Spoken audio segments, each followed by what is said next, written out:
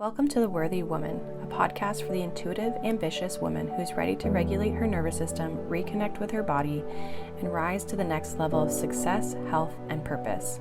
I'm your host, Jo, manual osteopath, holistic coach, and nervous system guide, here to walk with you as you heal from the inside out and create a life and a business that actually feels good. On this podcast, we explore the connection between your body, emotions, subconscious patterns, and your ability to lead, create, and live from your worth. Let's get into today's episode. Welcome back to another episode. My name is Johanna. Welcome to the Worthy Woman podcast. If you are new here, welcome. I hope you enjoy this podcast, this episode. And if you're returning and an old friend, then thank you for being here as always. Today we're going through the fawn response. So we're talking about how people pleasing is killing your energy and your business. This is really for female entrepreneurs. Really anybody can resonate with what I'm about to talk about, but this episode is going to be talking to female entrepreneurs or service-based business owners, people who deal with even people who just feel drained, overwhelmed, and or resentful from overextending themselves, right? So you probably really care about the people that you work with, but you struggle to say no, and you're starting to wonder if your body's exhaustion is somehow connected to your emotional patterns, right? So we are really going to talk about that on today's episode. I would love to know how you guys are feeling though. We are like mid-August now, which is crazy. And I just can't believe how fast the summer has gone. I have been feeling like everything just feels so fast, and it doesn't always feel rushed, but I'm just like, where is the time going, And I don't know if you guys are feeling that way too, but I'm secretly praying that things kind of slow down a little bit so I can kind of enjoy my summer before it gets cold again. But yeah, we're going to be diving into today's episode, and we're going to take a look at what the fawn response is, signs that you might be stuck in that fawn response, why it's hurting your business, root causes and why you even fawn to begin with, and how you can start to heal that and move through that nervous system response, and how you can start to shift it for yourself. So for today, I hope you get something out of this. Some of you may have been here or may be here because you took my quiz. I have a nervous system quiz that will help you identify if you're a female entrepreneur or business owner. I have a quiz that will help you identify which nervous system state you are typically in. This will kind of be for the most part, your default state. So we typically experience all different types, the fight, flight, freeze, and fawn at different moments. But we typically have one that we resonate with more at a certain period of our life. So for me right now, for example, I can see myself in all of these, but I heavily fall into the freeze category quite often. I've been working to get myself out of that, so I'm finding myself less in it, or not in it for as long. And that takes time. It takes time to work on yourself. It takes time to shift kind of your patterns, your habits. But yeah, you might find maybe you're in fawn, 75% of the time. So that's going to be kind of more of your, we'll say, default state. So stick around. You're going to learn about the fawn response. You probably will resonate with it, even if you don't do it all the time. It's probably something you've done in the past. And so any of this can be supportive for you. So the fawn response is, in simple terms, it's basically the nervous system's survival mechanism, and it's based on appeasing or pleasing to avoid perceived threat or rejection. So if we think about it, we say yes because we don't want to say no and hurt someone's feelings, or we say yes because we're like, oh, there feels like there's this expectation, I just don't want the conflict, or we say yes because it's just easier to say yes than it is to say no, right?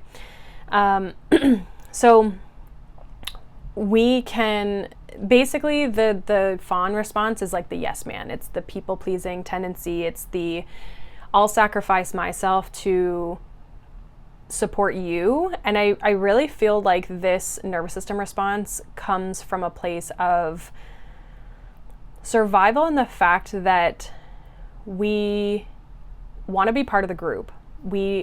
Survival wise, we need to be a part of the group in order to ensure our safety and our survival.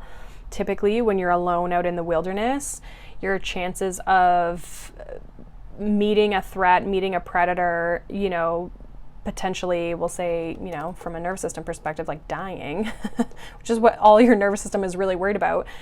The chances of that go up if we're on our own, right? And so we don't ever want to be shunned. We don't ever want to be the outcast. We don't ever want to be different. And we don't ever want to make people mad so that they don't accept us, right? Because that means that there's this threat to us. And this rejection ultimately can feel to our nervous system like, well, like, what do you mean? Like, we got to be a part of the group. We got to be, for survival, we got to fit in, right? And so a lot of times we say yes when we really want to say no. And so in business, this can look a lot of different ways. You'll probably notice this also comes on a lot in your personal life as well. Like, there'll be a lot of crossover. So it can look like over apologizing, especially for things that like aren't maybe really your fault. Saying yes to things that drain you, whether that's clients or expectations or content or just doing things you don't want to do, Sometimes we have to. There's always things in business we don't love. But when we're doing this very frequently, it gets very draining. Prioritizing others' comfort over your capacity. So again, this is just basically saying yes to things or to people when you don't have anything left in the gas tank, right? Like you are overextended. And then also this comes into play when you're avoiding boundaries or conflict. So you're unwilling to set the boundary because you're afraid of, oh my gosh, like this is going to create a bigger problem, and I don't want to deal with it. I want to avoid that at all times, right? So we can get into these states because, again, we're just trying to fit in. We're just trying to keep the peace. We're just trying to stay a part of the community, that essentially ensures, or so our nervous system thinks, our survival, right? The reality is, in this day and age, with the way and how much we are connected, we can very easily be rejected from the group and go find another group, right? With the way social media is, with the way our communities are, we have so many people on this earth. Whereas before, if you were rejected from your community, you were literally in the middle of nowhere with nobody, right? And the chances of being accepted into another community or another group was probably pretty low because they would perceive you as the threat, right? Because you're different and you're not part of their group. It's way different now, but our nervous system still views it that way, and our nervous system doesn't realize we have all this technology now, and it's a little bit easier than it used to be. Now, this is a nervous system response that I find women, especially, we've been taught societally to like say yes to things and not rock the boat, and if we do say no, or we create conflict, or we get labeled as like the bitch or the person who's just like selfish or, whatever. Like, we've really been conditioned to appease everybody, even as mothers, right? And I think over time, I think that's one thing as women we can see, and we can all probably agree on, that like we're allowed to say no. We're allowed to live a life that feels good for us. We don't have to sacrifice ourselves all the time just to make other people happy. And a lot of times when we set the boundaries, when we confront the conflict, things actually are easier. The boundary initially is really hard, but things are actually a little bit easier for us and other people. We're happier, which makes other people happier because we don't have all this tension and this clashing happening, right? Because I see this in my personal life. I have seen people who are mothers who overextend themselves, constantly give, constantly do things for other people, and then are pissed off when nobody does it for them. And it's like, but you're overextending yourself, right? This is where we overextend ourselves and we expect to get it all back. And we can't have that expectation. We have to be able to set the boundaries so we show up for ourselves. And we often feel, and I felt this way in relationships where I think, oh, I'm doing all of this for them, and I should get things back. And I think this comes back to that thing where people talk about how, you shouldn't do things out of expectation of getting things back. And a lot of us do, but I find we do that because we're overextended. We feel like you're entitled to an apology, you're entitled to someone helping you, you're entitled to whatever. And it's because you're already overextended and you're already hitting that kind of burnout where you're frustrated, you're resentful, and that's where that expectation starts to come from. It comes from this frustrated place, and that's because you've already overextended yourself, and you probably should have already implemented the boundaries, back a few moments ago, to not get to that place. Hopefully that makes sense with how I'm saying it. So what I find with a lot of people with fawning is whether it's a vocal outburst, which I find it's very quiet for a long period of time and then it hits a threshold. But with people pleasing in this fawning response, there's this internal frustration, this internal anger, this internal bitterness and resentment towards the people that they're fawning for. Eventually it'll come out and it's like you hit this breaking point and you're like, I can't freaking do this anymore, right? I can't keep doing things for everybody and not getting anything back in return. And the reality is you will get so much more back when you start setting boundaries in your life, with yourself, with other people, and make space for yourself, right? You don't have to put everyone first. You can say no, right? So that's just kind of like my 2 cents on just that response in general. So some ways that this might be showing up specifically in your business, and signs that you might be stuck in this fawn response. Again, you guys can also, like I said, take that quiz, but some examples are saying yes to clients or projects that feel like a no, and it's out of guilt. So I'll give an example with this. I don't always work into the evening with my clinical practice.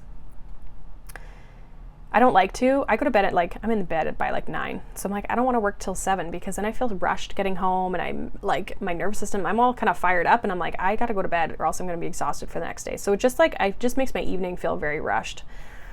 So I usually don't try to work, and ideally I would work till 5, but I really don't definitely not after 6. I prefer to not, just because I need that downtime before I actually go to bed. And that's a boundary for myself because I know that that's what I need.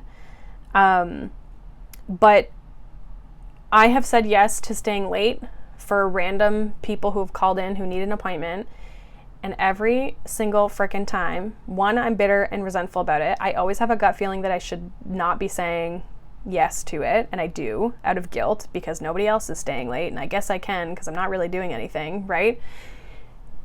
And every single time that client has either been a pain in my ass, and this is not, if any of you are clients I treat later, these aren't you, but I've had they'll be one-off clients, they never come back, right? They're not really in alignment, right? It's just none of it's jiving. And it's because I have said yes to something that I really didn't want to say yes to, right? And so when we're looking at business and we're looking at projects, everything, when you can finally say no, it's like that party you don't want to go to, When you say, hey, listen, I can't make it, I'm sick or whatever, and you make up an excuse, or you do end up canceling or they end up canceling, and you're so freaking happy, clear sign that you should have just said no in the first place, right? But a lot of times, again, we've said yes because we feel like we should, or we feel like we can't cancel. You might also be over-delivering or working extra without charging for it. So this could be you have an hour appointment, but you treat them for an hour and a half. And that could be because you are, they're talking a lot, or, you don't want to cut them off, or just time management pieces within appointments, especially when it's like smaller like time frames. But this also, as coaches, for example, this can be like allowing your clients to contact you 24/7, or feeling like you have to constantly message them back and always be on your phone, right? You can have boundaries around those things to still feel fulfilled. And also, you can support people at the same time, right? Ideally and realistically, your client's going to get more from you if you're recharged anyway, right? You might also be afraid to raise your prices or enforce boundaries. So again, we've talked about the enforcing boundaries, but raising our prices is something that, again, we are worried like, oh, what if people don't come back? Oh, what if people don't, what if people don't like it, or people are mad, or whatever. You may also feel resentful or drained after interactions, but don't know how to like stop that, or don't know how to limit your interactions with certain people. So it's really important when we're in this fawn space, like it is with any nervous system state, but it's really important that we are monitoring how we feel, especially after interactions or saying yes or no to certain things. That is going to be a clear sign of when you're in alignment. You've definitely set the boundaries and you've done the right thing for your nervous system. And also, it's going to show you where you're not. And you're going to very easily start to see like where that fawning is starting to come out a lot. And you may also just be avoiding hard conversations, again, just to keep the peace. So maybe you're avoiding firing that person, or maybe you're avoiding having a conversation to your client about something. Sometimes in my profession, with my osteopathic side of things in the clinic, it's like avoiding having the conversation around like what's really going on with the health, and like if someone's diet or the way that their nutrition or something is, I don't always want it to come across in a negative way.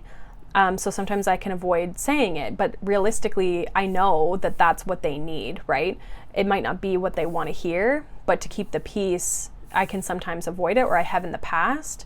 And those are things that, again, just because it's uncomfortable to have the hard conversation in that moment, it's going to make it harder if we don't ever have it, right? It's not really going to allow us to fully deal with the situation if we don't have those conversations. But that initial response of like, oh, let me just not bring it up because, whatever, that's that fawning response as well. So the reason this hurts our business so much is because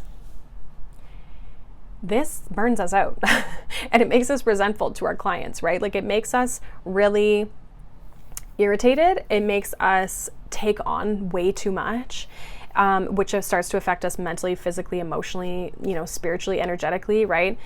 You can really start to have a lot of like emotional or physical symptoms. So like exhaustion, again, feeling resentful, anxiety, gut issues, feeling unseen or underpaid, maybe even struggling financially because you're not being paid, or you're not raising your prices or whatever, right?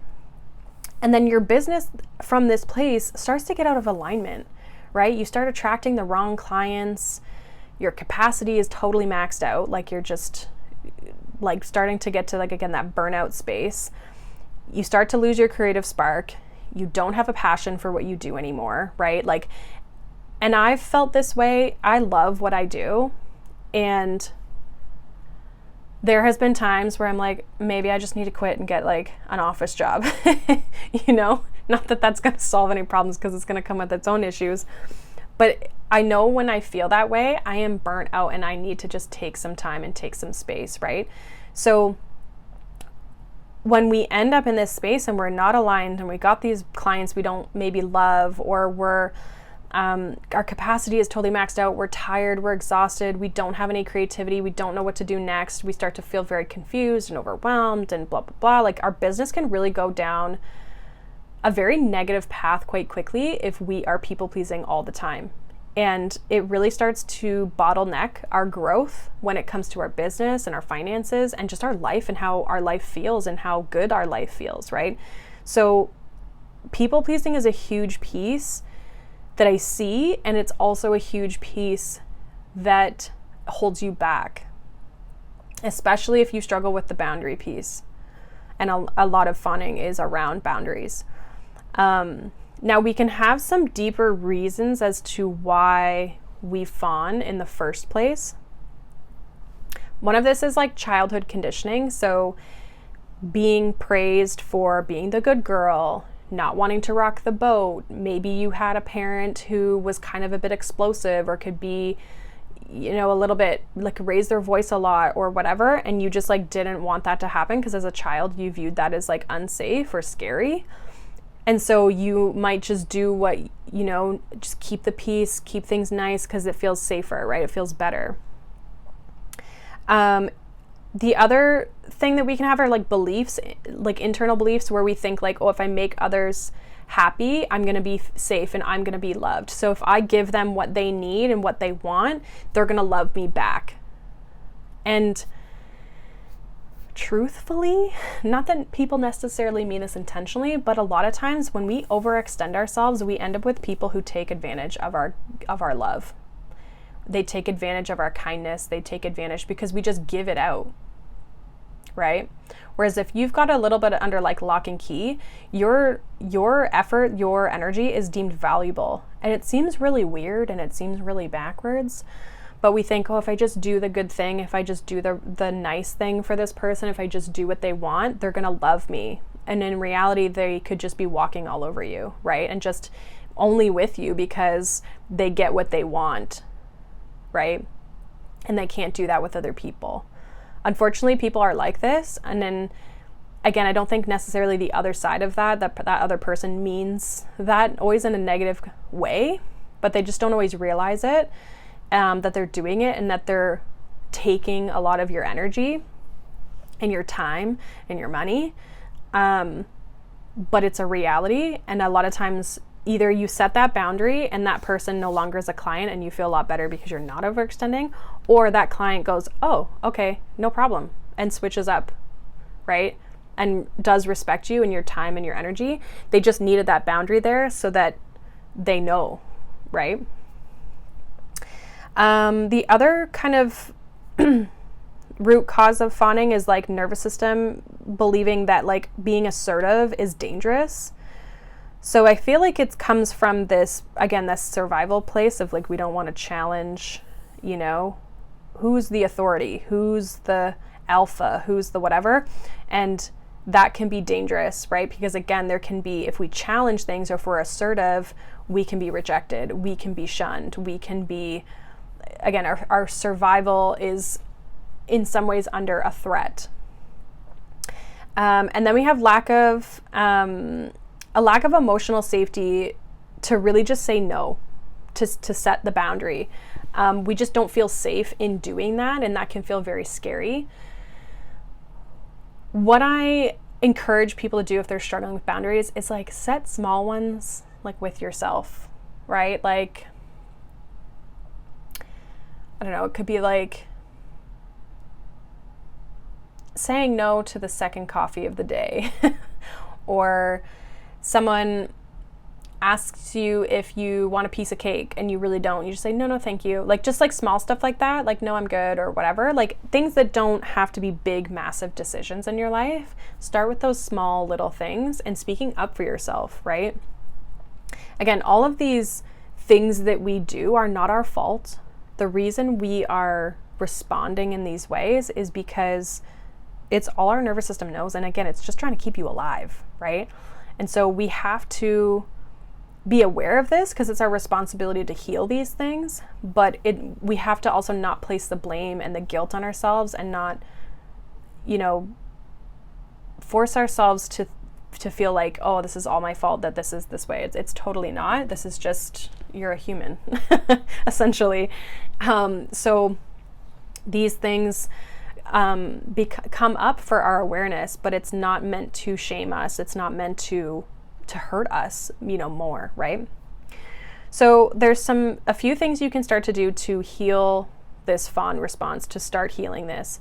And we can break this down into small steps. The first one's becoming aware. So start to notice when you're saying yes to things, when you really want to say no, or when you say yes out of fear or guilt, like you feel like you should, or you're afraid that if I say no, that they're going to be mad or whatever. Just start noticing those things, even if it's after the fact, right? Just become aware of it. You'll start to notice it more and more as you pay attention to it. The second thing you can start to do is nervous system regulation tools or practices. So things like grounding or orienting yourself in your environment, breath work to feel safe, like in your body, right? Movement, all kinds of things. Like there's so many things you can do for your nervous system, but helping yourself feel more calm throughout the day is going to help you.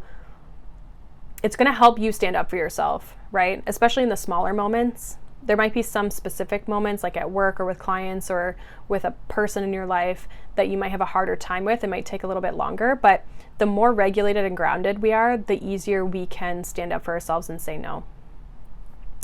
The third is setting those micro boundaries, like what I had kind of mentioned before. You can also practice saying things like, let me get back to you, or like, no, sorry, that doesn't work for me, whatever. So you can start to kind of shift and change and create these micro boundaries for yourself. Maybe for some of you, the micro boundary is just like, oh, sorry, I don't have this day available after 5, right? Like you could start to create some smaller boundaries for yourself around your schedule, your money, like whatever, right?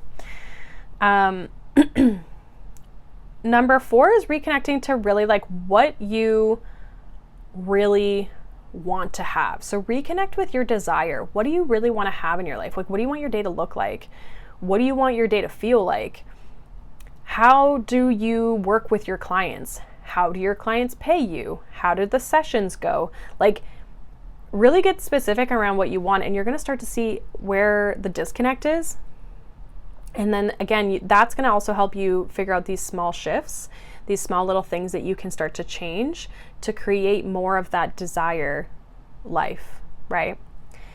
And then we also have to rewire the identity to go from like the nice girl to this empowered leader and somebody who's bold and stands up for themselves, not somebody who's rude or somebody who's disrespectful or someone who doesn't acknowledge other people's challenges. It's not that you're that, but you're able to set boundaries for yourself and also show up for your clients and also show up for your business and not feel like you have to sacrifice yourself in your life because you have this business and you have these clients, right?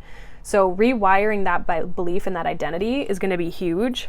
And all of that starts to shift with these other things that I have mentioned, as well as looking at what are you afraid of when you say no, right? That's a good question, right? What are you afraid of if you say no to people, to clients, to situations, right? What is that fear bringing up for you when you say no, or when you think you want to say no?